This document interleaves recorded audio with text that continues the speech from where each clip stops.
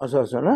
हो काय म्हणजे जरांगे म्हणजे काय पंतप्रधान मोदी साहेबांपेक्षा फार मोठा नेता ना काय, म्हणून सगळं अख्खा हिंदुस्थान घाबरलाय त्या जरांग्याला.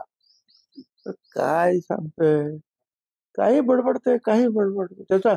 त्याची अक्कल हुशारी म्हणजे किती हो. तो नाशकात येऊन बोलतो की इथे ओपनची जागा आहे, ओबीसीनी का लढाव.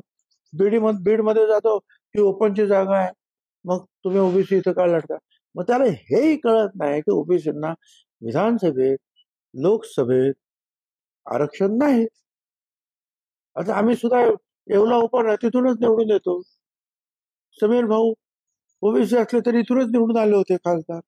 आता ज्याला एवढं सुद्धा समजत नाही त्याला आता काय सांगायचं आपण. आणि मोदींना तो तर असं पण बोलला होता, मोदींना महाराष्ट्रात येऊ देणार नाही असं काहीतरी म्हणाला होता पूर्वी, आठवतं का. आता मोदी साहेबांचे तर एवढ्या जंगी सभा होतात मोठमोठ्या, आणि त्याची तर कोणी तो गिनतीत सुद्धा नाही सध्या.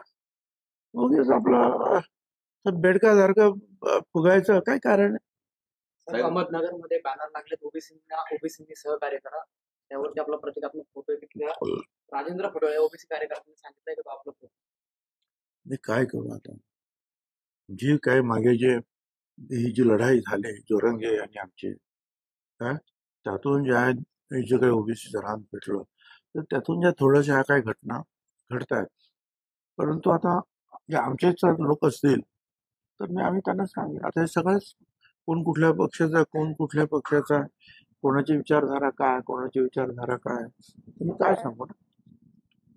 माझ्याबरोबर असं कार्य करताना मी समजवण्याचं काम करेन.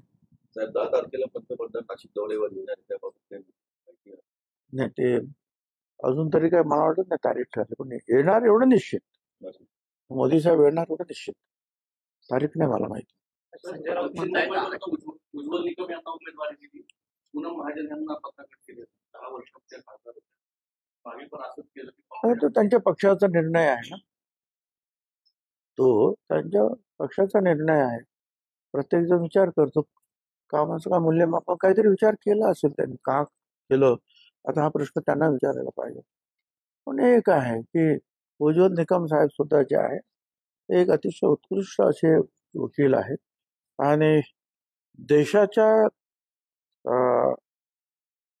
राज्याच्या देशाच्या विरुद्ध गेलेले जे आतंकवादी त्यांच्या विरुद्ध अतिशय मेहनतीनं आणि यशस्वीरित्या त्याने कोर्टामध्ये बाजू मांडली देशाच्या बाजूने, अतिरेक्याच्या विरुद्ध सुद्धा.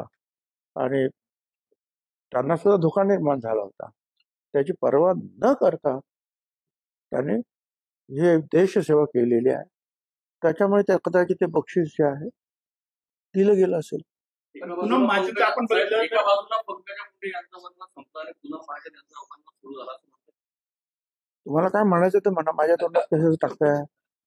साहेब पण एवढा मोठा राजकीय वारसा पूनम महाजन यांना लाभलेला आहे आणि त्यांनाच कुठेतरी तिकीट न देणं हे कुठेतरी भाजपला नाराजी कुठेतरी सामना करावा. आता काय मला माहिती नाहीये ते.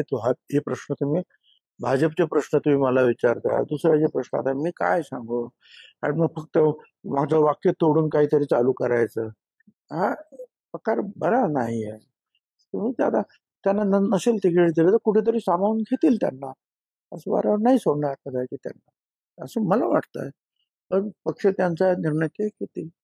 साहेब अनेक मतदारसंघात अजितदादा आणि देवेंद्र फडणवीस यांच्याकडून धमकी देऊन काम करण्यात येतं असा आरोप संजय राऊतांनी केला. मी तर काय असं कधी धमकी दे, आता जे काय ते बोलतात ते सगळं वर्तमानपत्रातून छापून येतं.